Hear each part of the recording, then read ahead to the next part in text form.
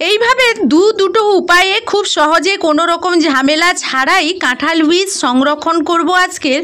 আর এইভাবে বীজ থেকে, কাঁঠালের এই বীজ থেকে কিভাবে লাল যে খোসাগুলো আছে সেই ছালগুলো খুব সহজে কোনো রকম ঘষা মাজার ঝামেলা ছাড়াই আমরা আজকের ছাড়িয়ে ফেলবো, ঘন্টার কাজ সেকেন্ডে করব।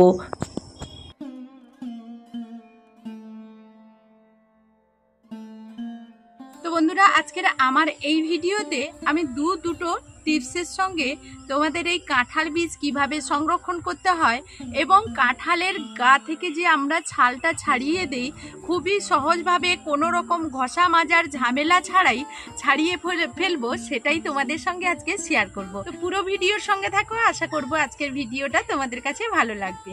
তার জন্য দেখো, এখানে তোমরাই তো দেখলে পুরো কাঁঠাল কেটে খাওয়ার মতো লোক নেই, হাফ কাঁঠাল কেটেছি আর হাফ কাঁঠালের বীজ পরে সংরক্ষণ করব। এখন যেই বীজগুলো পেয়েছি সেই বীজগুলো দিয়েই আজকে তোমাদের ভিডিওটা শেয়ার করব। তো প্রথমেই আমি কাঁঠাল বীজ কীরকম সংরক্ষণ করব, আর সদ্য এখনই বীজগুলো বের করে নিয়েছি আর সেটাই তোমাদেরকে দেখাবো। তো বন্ধুরা, প্রথমেই কিন্তু এই কাঁঠাল বীজগুলো সংরক্ষণ দুটো আলাদা আলাদা করে নিয়েছি। একটা যেটা দেখাবো সেই কাঁঠাল বীজ সংরক্ষণের জন্য আমি প্রথমেই এখানে নিয়েছি আমরা যে উনুনে জ্বালন দিয়ে থাকি সেই ঘষি, যেটাকে বলি ঘষির ছাই, আর এইদিকে নিয়েছি কিছুটা বালি। তো এই কাঁঠাল বীজের মধ্যে সারা বছর যখন খুশি তখন বের করে খেতে পারবে, কোনো রকম ঝামেলা থাকবে না। এই বীজটা এইভাবেই তোমরা সংরক্ষণ করতে পারবে। তার জন্য দেখো, প্রথমেই বালি নিয়ে নিচ্ছি। তো এখানে কিছুটা বালি আমি দিয়ে দিচ্ছি, তারপর এখানে দিয়ে দেব কিছুটা ছাই।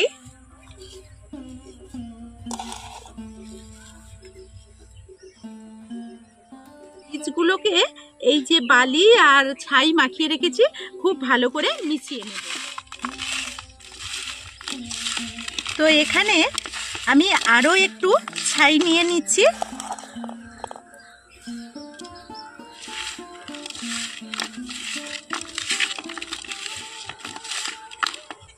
তো বন্ধুরা, এই বীজটাতে ছাই আর আমি এখানে বালি মিশিয়ে এক সাইডে রেখে দেব। এখনো এটাকে কাজ করা বাকি আছে। আর বন্ধুরা, তোমাদের বলেছি এই বীজটাও আমি সংরক্ষণ করব একটা নতুন পদ্ধতিতে, এবং আজকের বলেছি যে এই বীজের গায়ে যে লাল খোসাটা থাকে, এটা তো সাদা খোসা, এখনই আমরা তুলে ফেলবো, এটা সহজেই উঠে যাবে, কিন্তু এর ভেতরে আরও একটা লাল খোসা থাকে, সেটা কিভাবে আমরা সহজে তুলে ফেলবো সেটাই আজকে তোমাদেরকে দেখাবো। তো আমি এখানে একটা পনিং নিয়ে নিয়েছি, তোমরা চাইলে ছুরি দিয়েও তোমাদের সুবিধা মতো তোমরা কেটে নেবে। তো এইভাবে দেখো কাঁঠালের বীজগুলো কেটে নেব। তো খুব সাবধানে কাটতে হবে, কারণ কাঁঠালের বীজগুলো কিন্তু ভীষণ শক্ত।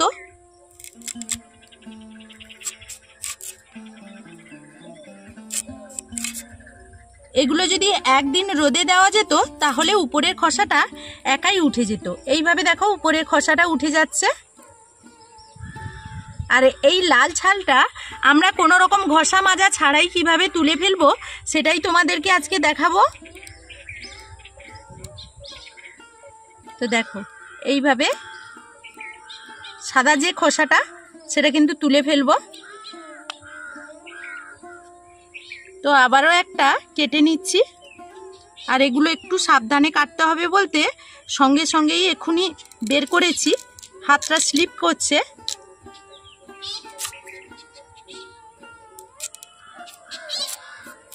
আর এটা এইরকম মাঝখান দিয়ে ফাঁক না করলেও এইভাবে দুটো ফাঁকেও উঠে যাবে সুন্দরভাবে, দেখো। তো এইভাবে সবগুলো ছাড়িয়ে নিয়ে তোমাদের বন্ধুরা দেখো, কাঁঠালের খোসা থেকে এই সাদা অংশটা তো নিমেষেই ছেড়ে যায়, কিন্তু কাঁঠালের গায়ে যে এই লাল অংশগুলো আমরা যদি এমনিতেই ছাড়াই এইভাবে, তাহলে অনেকটা সময় লাগবে এবং নখও ব্যথা হয়ে যাবে। তো আমার অনেক বন্ধুরা আছে উপরের এই সাদা খোসাটা ছাড়িয়ে দিয়ে এইরকম কিন্তু এইভাবে এই কাঁঠালের বীজগুলো যে কোনো রেসিপি রান্না করে খায়। আর এই যে লাল অংশটা যখনই আমাদের মুখে পড়ে তখন কিন্তু ভীষণ একটা অস্বস্তিকর আসে। তো সেই কারণে আজকে কাঁঠালের বীজগুলো কত সহজে ছাড়িয়ে ফেলবো, তাও আবার কোনো রকম সময় লাগবে না, কোনো পরিশ্রম লাগবে না এবং ঘষা মাজার ঝামেলা ছাড়াই। তো চলো আজকে এখন আমি এখানে কড়াই বসিয়ে দিয়েছি, কড়াইয়ের মধ্যে দিয়ে দিচ্ছি জল।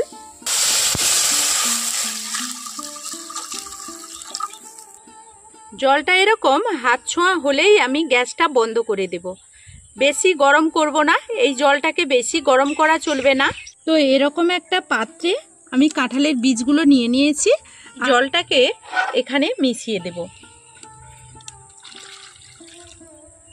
আর বন্ধুরা এখানে কিন্তু জলটা অনেক বেশি পরিমাণও দেওয়া যাবে না।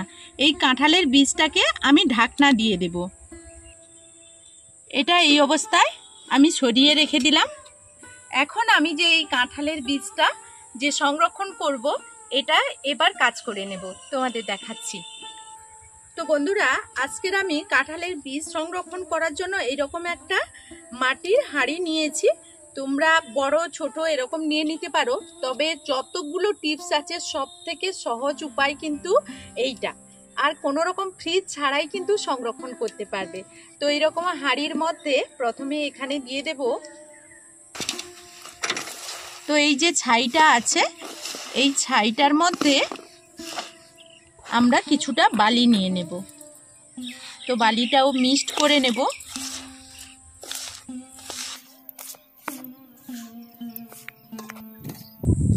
তো খুব ভালো করে মিশিয়ে নিয়েছি।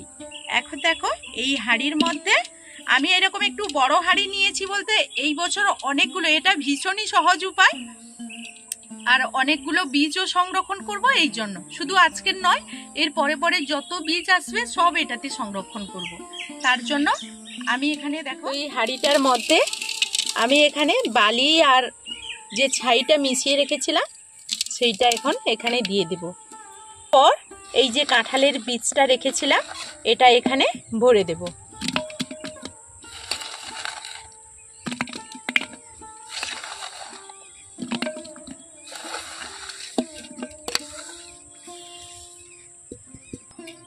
এরপর আবারও এখানে ছাই দিয়ে দেব।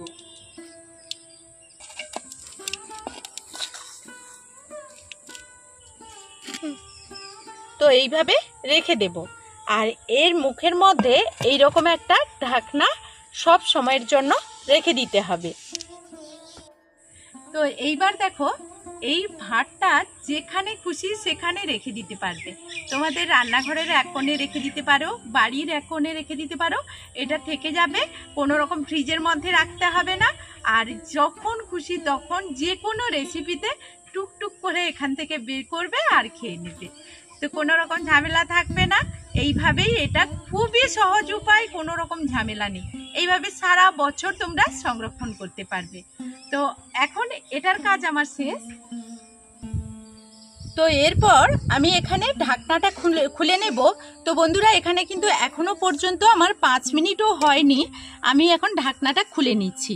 আর এখানে দেখো কতগুলো কষ এর মধ্যে আছে, বেরিয়ে গেল। আর এটা খুব সহজে কিন্তু উঠে যাবে, দেখতেই পাবে। একটু যদি আমরা এইভাবে ঘষা দেই তাহলে কিন্তু ছালগুলো খুব ভালোভাবে ছেড়ে যাবে। এই যে দেখো। তো বন্ধুরা এইরকম দেখো বোতল নিয়েছি, আর বোতলের মধ্যে খুব সহজে এই বীজগুলো কিন্তু ঢুকে যাবে। তো এইগুলোকে এখন ভরে দেব। বন্ধুরা ঘন্টার কাজ সেকেন্ডে করে নিতে পারবে। এগুলো অনেক সময়ের কাজ, এগুলো কিন্তু সেকেন্ডের মধ্যে করে নেবে। আজকের আমি এই বোতলে তোমাদের টিপসটা দেখাচ্ছি, কিন্তু তোমরা চাইলে এই জলের মধ্যে একটু লেবু দিয়ে এই গরম জলের মধ্যে এই অবস্থায় ঠিক 5 মিনিট মতো রেখে দেবে। সেভাবেও এই কাঁঠালের বীজগুলো খুব সহজে ছাড়িয়ে নিতে পারবে। এখন দেখো এই রকম ডিমের খোসা এরকম আধ ভাঙা করে এর মধ্যে নিয়ে নেব।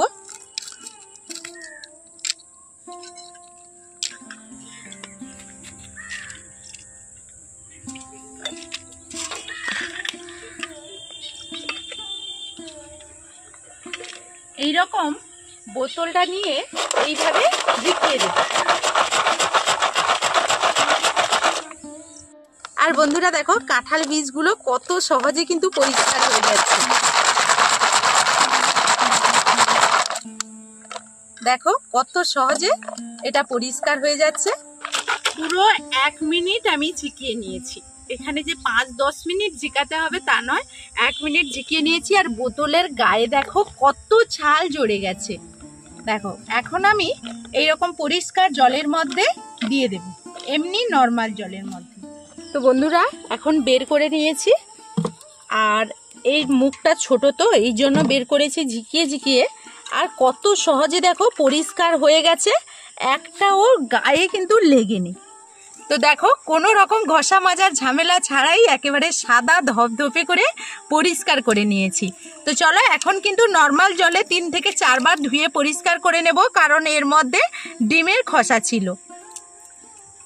তো বন্ধুরা 3 থেকে 4 বার আমি এই কাঁঠালের বীজগুলো খুব ভালোভাবে জলে পরিষ্কার করে নিয়েছি, তবে কোনো রকম ঘষিনি। তোমরা তো দেখতেই পেয়েছিলে আমি বোতল থেকে যখনই বের করেছিলাম সবগুলো পরিষ্কার হয়ে গিয়েছিল। দেখো কত সুন্দরভাবে প্রত্যেকটা কাঁঠালের বীজ কিভাবে পরিষ্কার হয়েছে দেখো। এখন বীজগুলো তো ছাড়িয়ে পরিষ্কার করে নিলাম, এই বীজগুলো এবার কিভাবে সংরক্ষণ করব সেই দ্বিতীয় টিপস তোমাদের সঙ্গে শেয়ার করব। এখন এরকম একটা কড়াই নিয়ে নিয়েছি, আর কড়াইয়ের মধ্যে দেখো দিয়ে দিচ্ছি জল, আবার দিয়ে দিচ্ছি বীজ। তবে এখানে অনেকটা ফুটিয়ে ফেলবো না, মাত্র ফুট আসা পর্যন্ত আমরা কিন্তু এখানে একটু ফুটিয়ে নেব। তো এখন মাত্র জলটা গরম হয়ে গেছে। তো এই অবস্থাতে যে অনেকক্ষণ ফোটাতে হবে সেটা নয়, এই রকম জলটা মাত্র গরম হয়ে যাবে, হাত লাগাতে পারবো না, এমনই অবস্থায় ফুট আসলেই এটাকে নামিয়ে নেব। এরকম একটা আমি ঝুড়ি নিয়েছি, ঝুড়ির মধ্যে আমি এই কাঁঠালের বীজগুলোকে নিয়ে নেব।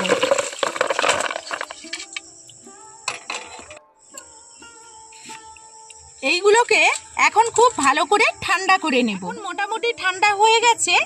সংরক্ষণের জন্য এই বীজের গায়ে যেন না কোনোভাবে জল থাকে, তার জন্য এরকম একটা সুতির কাপড়ের জন্য এরকম সুতির কাপড় দিয়ে ঘষে একটু পরিষ্কার করে নেব।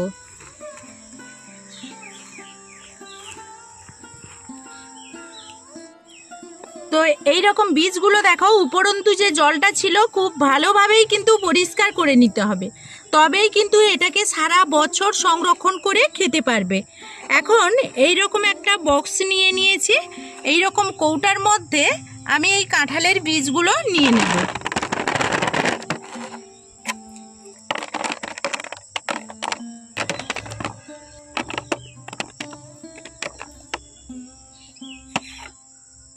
এইভাবে এটাকে বন্ধ করে এখন এটাকে যে কোনো নর্মাল ফ্রিজে রেখে দেব। ডিপ ফ্রিজে রাখার কোনো প্রয়োজন নেই, নর্মাল ফ্রিজে রেখে দেব। আর বন্ধুরা যখন খুশি তখন সময় মতো, কোনো রকম ঝামেলা নেই, কাটা পরিষ্কার সব কিছু করা আছে, শুধু বের করব আর খেয়ে নেব। তো আজকের কাঁঠালের বীজ কত সহজে ঘষা মাজার ঝামেলা ছাড়াই পরিষ্কার করলাম, এবং দুটো টিপসে আমি কিভাবে কাঁঠালের বীজ সারা বছর সংরক্ষণ করে রাখবো সেটাই তোমাদের সঙ্গে শেয়ার করলাম। তো আজকের ভিডিওটা তোমাদের কাছে কেমন লাগলো সুন্দর একটা কমেন্টের অপেক্ষায় রইব। তো এখনকার মতো এই ভিডিও থেকে বিদায় নিচ্ছি, সবাই ভালো থাকবে, সুস্থ থাকবে, এখনকার মতো টাটা।